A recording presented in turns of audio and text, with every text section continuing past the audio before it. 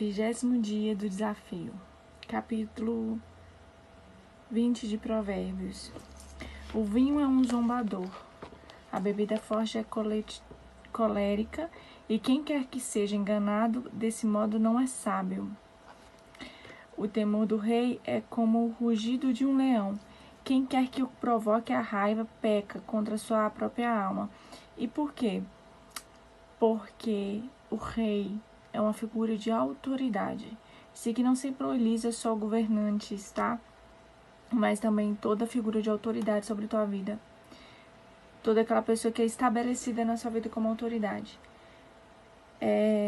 Então, o temor do rei é como um rugido de leão.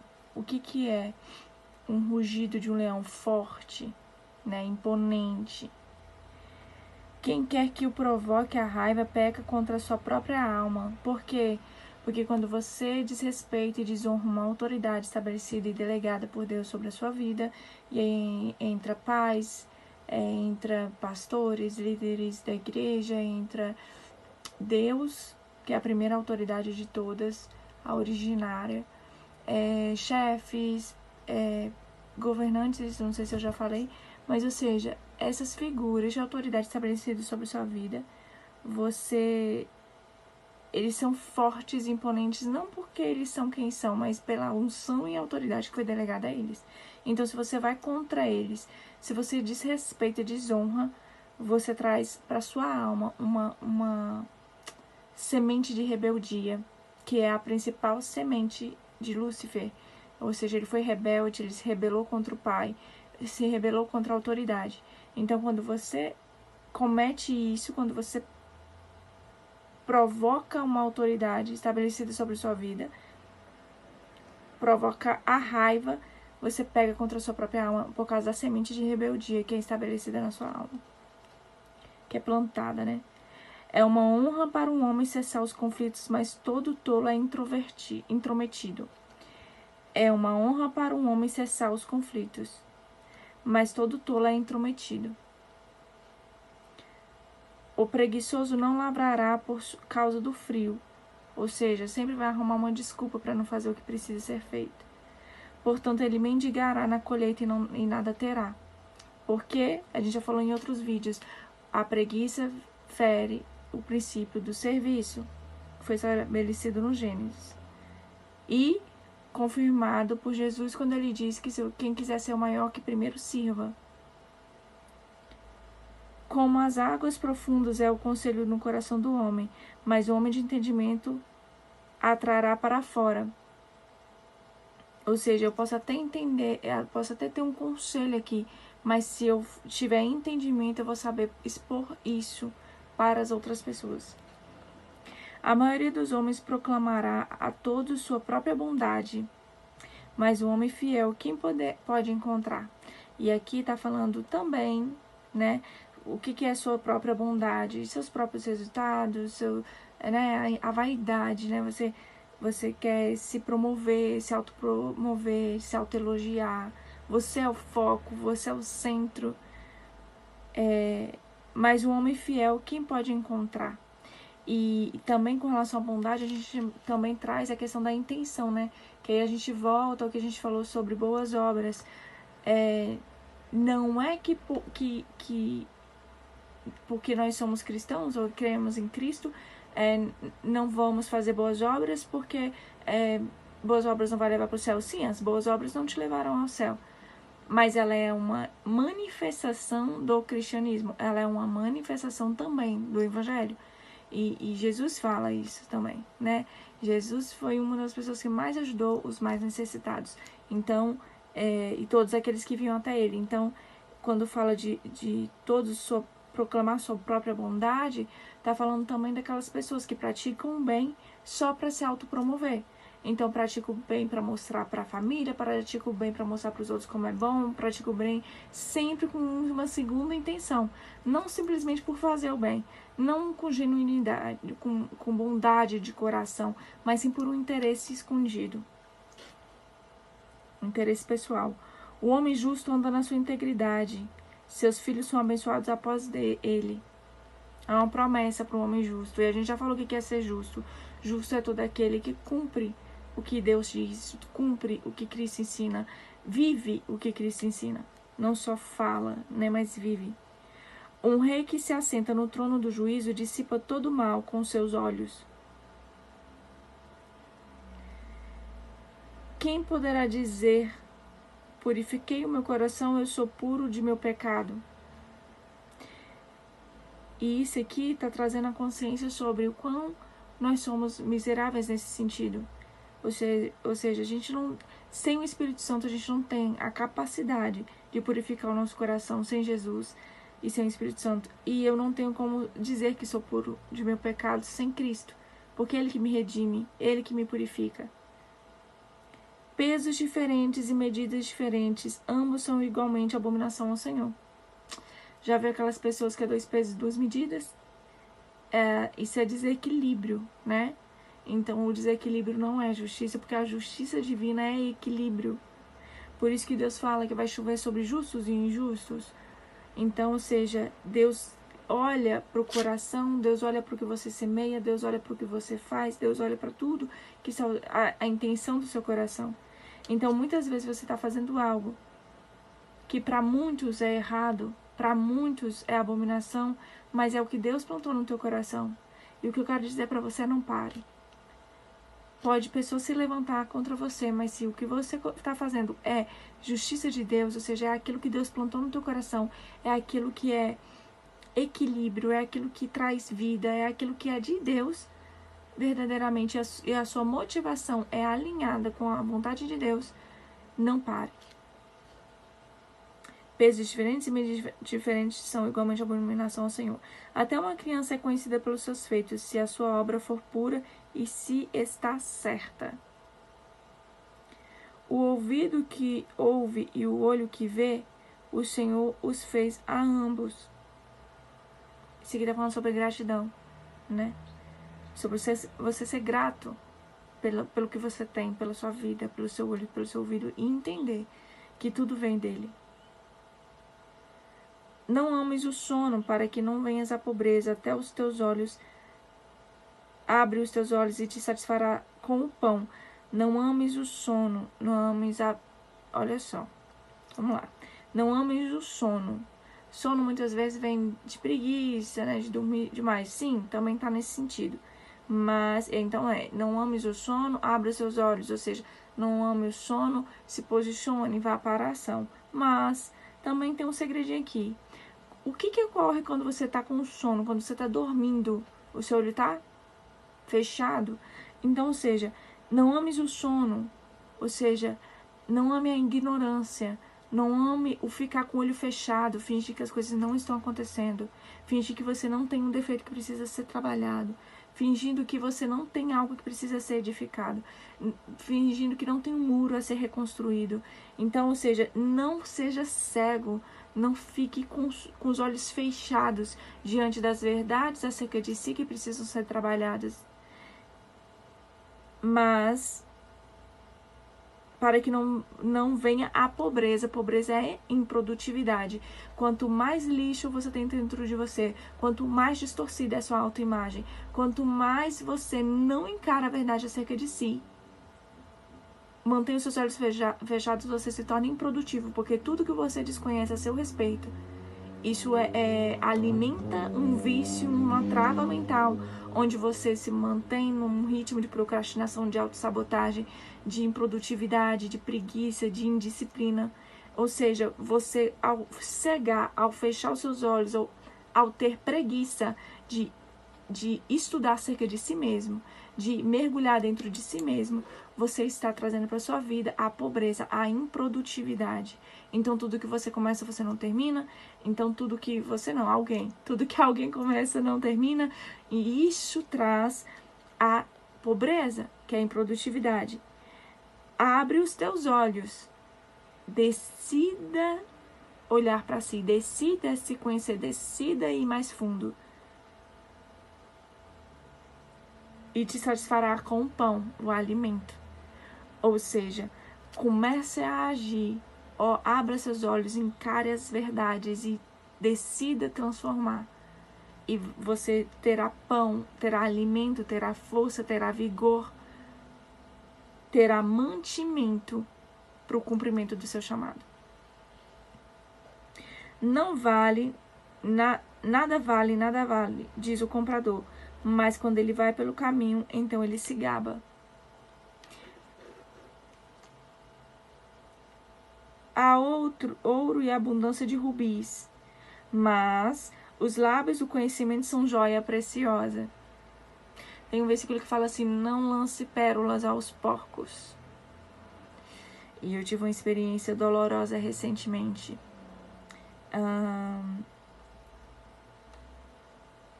E um treinamento que eu tô fazendo, um curso, né?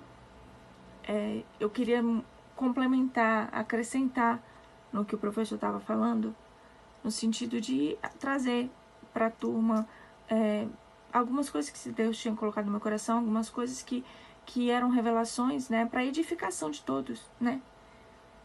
Mas isso foi visto por muitos como eu queria brigar com o professor, eu queria saber mais que o professor, eu queria... alguns viram como realmente a intenção, outros viram como maldade. E é aquilo que fala, né, a Bíblia, o seu olho vê aquilo que está dentro de você. Então a maldade que você enxerga nos outros muitas vezes é a maldade que está no teu coração. Não é no que o outro está fazendo. E eu descobri na segunda vez que eu comentei alguma coisa, eu ouvi alguns rumores, alguns comportamentos de tipo deboche. Mas como eu sabia que Deus queria que eu falasse, porque o Espírito Santo testifica, naquele momento eu continuei falando. E eu descobri, e aí eu vi aquilo, o Espírito Santo testificou no meu coração que era, espiritualmente falando, mas se confirmou recentemente toda essa questão, né, de pessoas que estavam falando mal de mim, por eu falar algo que estava acrescentando. Ou por eu trazer algum complemento, ou por eu falar algo na aula. E de primeiro, isso não doeu. No início, isso pra mim pareceu como, sei lá, algo que não tinha a ver comigo.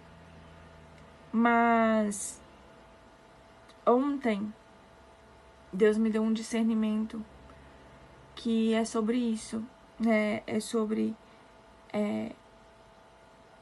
a joia preciosa que está nos seus lábios, aquilo que Deus plantou no teu coração.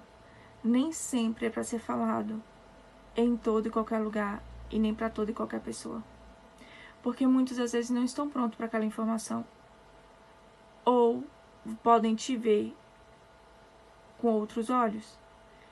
E ontem Deus me deu uma experiência sobre exatamente isso, sobre mesmo quando Ele testificar no meu coração, eu saber para quem dizer aquilo que Ele está testificando. Porque às vezes não é para todos ouvirem.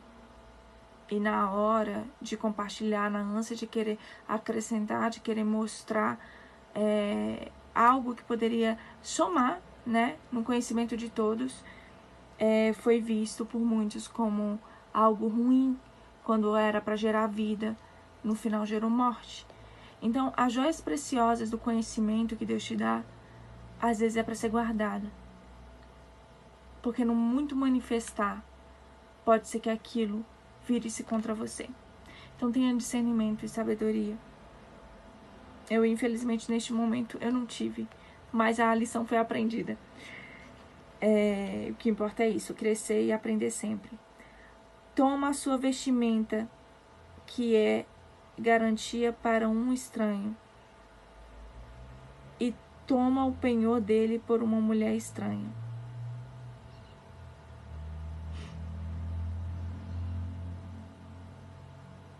O pão do engano é doce para o homem, mas depois a sua boca se encherá de cascalho.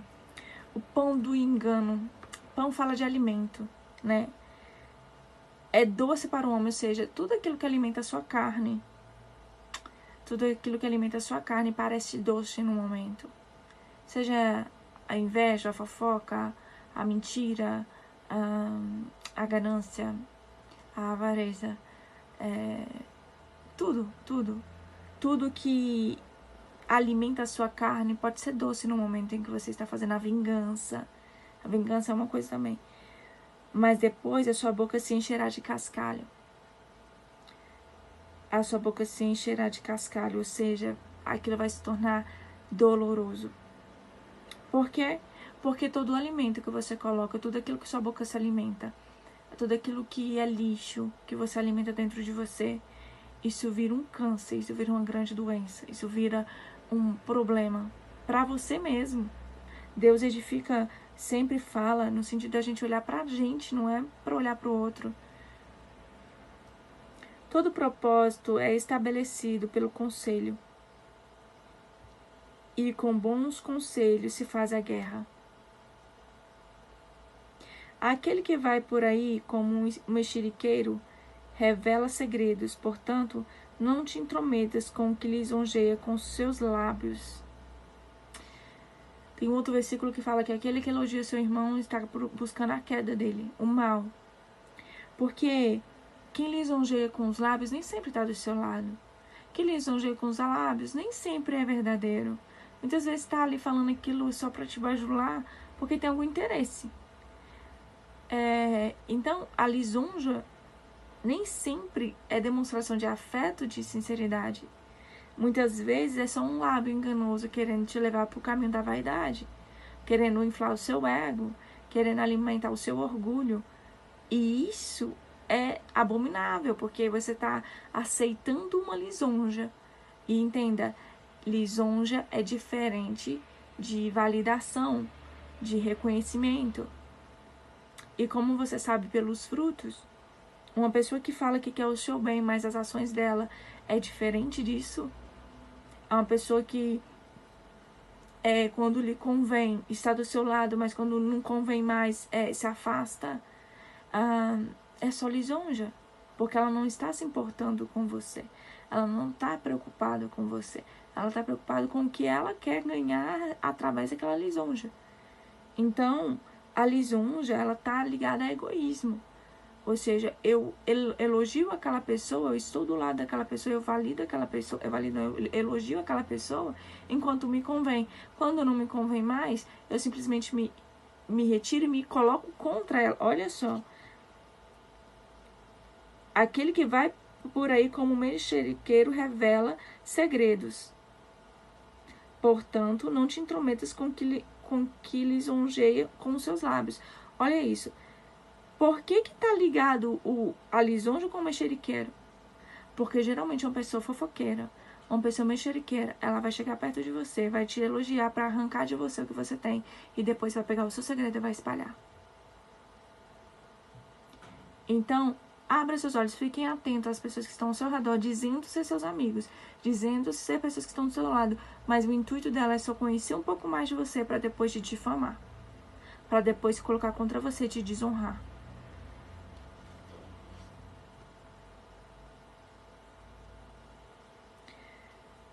E não se preocupe, porque Deus é justo. Deus é justo, Deus equilibra a balança. Nem precisa fazer vingança ou justiça com as próprias mãos. Deus mesmo cuida. O que amaldiçoou seu pai ou sua mãe, apagar-se-á a sua lâmpada em trevas obscuras. Por quê? Pai e mãe são autoridades estabelecidas. Então, se você desonra a autoridade estabelecida sobre a sua vida, você está trazendo maldição para si. E está desonrando a Deus. A herança que no princípio é adquirida às pressas, no fim não será abençoada. E isso aqui não é só para a herança terrena. Entenda, herança é aquilo que você recebe por um direito. É aquilo que você recebe por um direito advindo dos seus descendentes ou de pessoas que deixam uma herança para você. Ou seja, é algo que você recebe. Você não necessariamente... Você herda aquilo. Então, por exemplo, espiritualmente nós somos herdeiros com Cristo, do reino de Deus. Nós somos herdeiros dos nossos pais. Mas tudo aquilo que você recebe ou que você busca apressadamente, ou seja, tudo aquilo que você quer buscar pulando princípios, pulando ou seja, etapas que você quer acelerar para receber, sem respeitar o tempo oportuno. Por exemplo, se você mata seu pai para receber a herança no direito, esse é motivo para você ser deserdado. Então, ou seja, você perde o direito se você atenta contra a vida do seu pai. Seu pai pode te deserdar no direito se você fizer algo contra a vida dele. Entende? Então, isso aqui é só um exemplo, porque quem pula etapas para receber algo, quem pula etapas para receber herança, quem pula etapas do processo, você não vai se sustentar quando chegar lá na herança. Não se sustenta. E, na verdade, todo aquele trajeto que você fez pulando etapas, isso fere o princípio do processo. O que é o princípio do processo? Também está lá em Gênesis. O princípio do processo é respeitar a jornada, respeitar o time de cada coisa. E aí vai lá em Eclesiastes 3, fala, há tempo para tudo debaixo dos céus. E se você não respeita esse tempo, se você quer acelerar mais do que é necessário, mais do que é devido, mas com o intuito de pular etapas. Uma coisa é acelerar, outra coisa é você pular etapas, é você buscar atalhos. Porque quando você quer acelerar, você cumpre todo o processo, mas de uma forma mais rápida. Outra coisa é, para ganhar algo, eu pulo etapas, eu busco atalhos para poder conseguir um resultado. E se você conseguindo esse resultado, a Bíblia diz que você, por ter tido pressa, por ter buscado atalho, por ter pulado o princípio do processo, por ter ferido o princípio do processo, da jornada, de cada passo, você vai o quê? No fim, não será abençoado. Nenhum esforço desse será abençoado no final. E às vezes as pessoas não sabem porque não tá tendo resultado. Para pensar. Já viu aquela pessoa que estuda. Trabalha, mas parece que nunca o resultado vem? A pergunta é, você está pulando etapas ou você está cumprindo cada passo da sua jornada? Porque se você está pulando etapas, eu lhe digo que se você fere o princípio te quebra. Você quebra o princípio te quebra. Você quebra o princípio do processo, você pulou a etapa, você perdeu uma etapa da sua vida onde você poderia aprender e adquirir uma nova habilidade, um novo conhecimento, um novo aprendizado, onde iria te manter lá na hora de herdar aquele resultado, na hora de herdar, de receber aquela bênção. Entende? E aí quando você tá lá, quando você chega no seu fim, quando você herda aquilo que você teve pressa para receber, você não consegue se sustentar, porque a etapa que você precisava ter vivido para você adquirir as habilidades, as ferramentas necessárias para te manter lá, você não viveu. Não quebre o princípio do processo.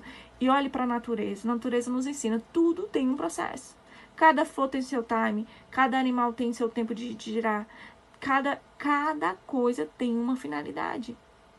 E como tudo na natureza também é a nossa vida, tudo tem uma hora certa de acontecer. Se você pula etapas, quebra princípios, desonra pessoas, engana, mente, para poder conseguir herdar a qualquer custo, a sua herança não será abençoada. Não digas tu, eu retribuirei o mal, mas espera no Senhor e Ele te salvará. Eu acabei de falar sobre isso, sobre justiça. Se tem pessoas falando mal de você, se tem pessoas se levantando contra você, se tem pessoas te traindo, se tem pessoas te enganando, se tem pessoas que estão trabalhando contra você, não se preocupe. A justiça sempre vem. A semente que essas pessoas estão plantando, elas vão colher. E não é castigo de Deus, é consequência. Toda maldade plantada, toda traição gerada, tudo isso volta. Então você não tem por que querer se vingar dessas pessoas. Perdoe e avance, mas Deus fará justiça. Deixa Ele cuidar, Ele vai te salvar. Pesos diferentes são uma abominação ao Senhor, e a balança falsa não é boa. Os passos do homem são do Senhor. Como poderá, então, um homem entender o seu próprio caminho? Vou falar de novo. Os passos do homem são do Senhor. Ou seja, a Bíblia fala que o Espírito Santo te guia e te ensina na jornada. Ele te dá o discernimento do que fazer, do querer e do realizar. Ele te ajuda a executar. Então, seja, do Senhor vem o direcionamento de cada passo da sua vida. Se tu não tem o GPS, que é o Espírito Santo, como pensas você saber qual o próximo passo você terá que dar?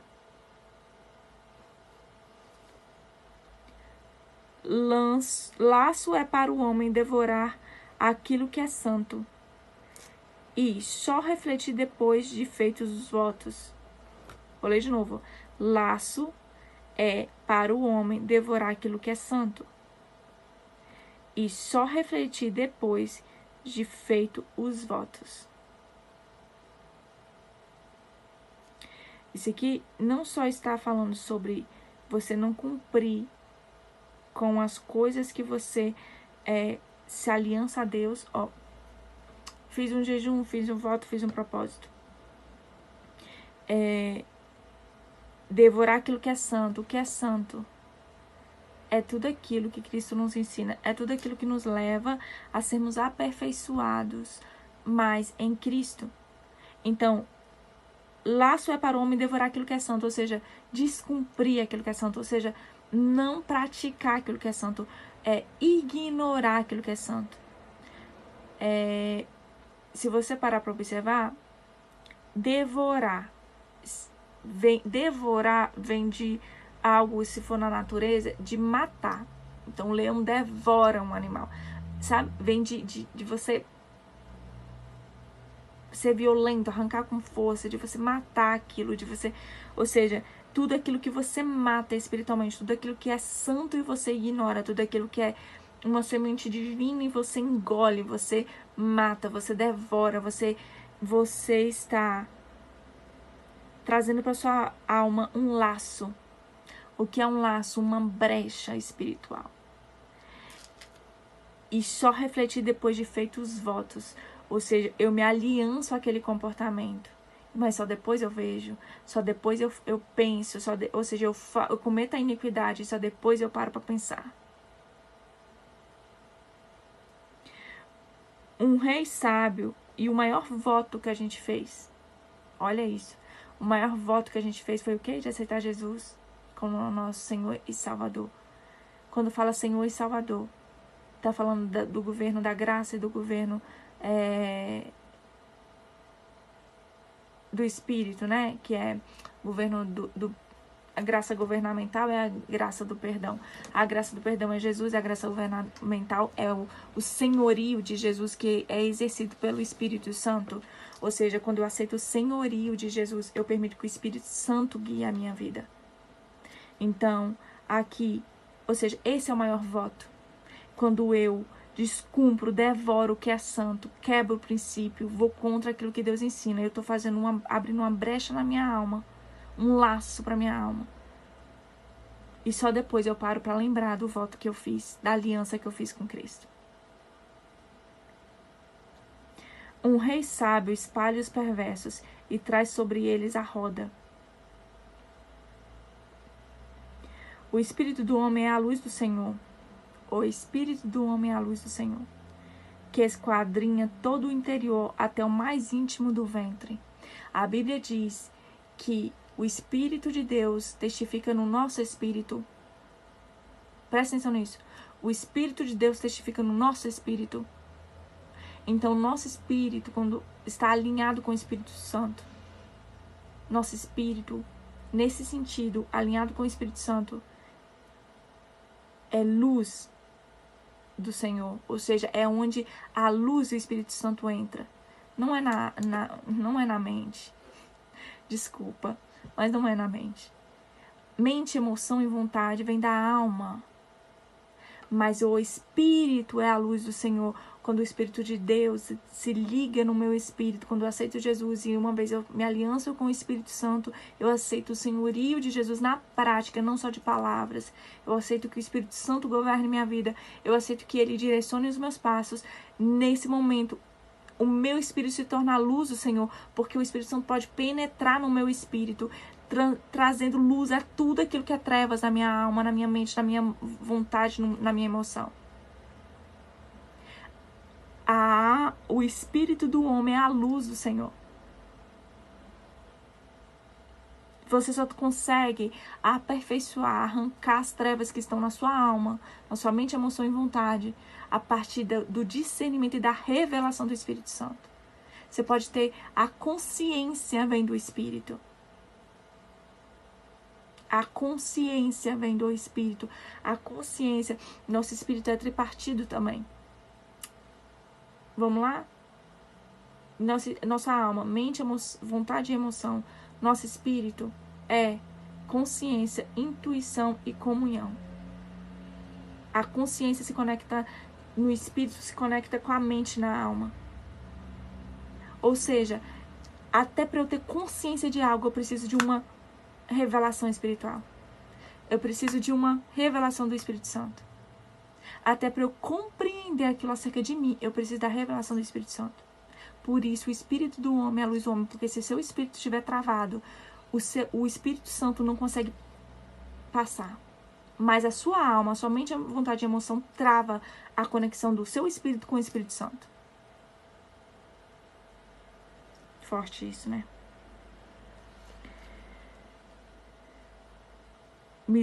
O espírito do homem é a luz do Senhor, que esquadrinha todo o interior. O Espírito Santo conecta com o meu espírito e esquadrinha todo o meu interior, toda a minha alma, minha mente, vontade e emoção, até o mais íntimo do ventre, até as coisas mais profundas e enraizadas dentro de nós. A revelação do que você precisa destravar na sua mente precisa da sua aliança com o Espírito Santo. Misericórdia e verdade preservam o rei, e seu trono é sustentado pela misericórdia. A glória dos homens jovens é a sua força, e a beleza dos velhos é as cãs, cabelos brancos.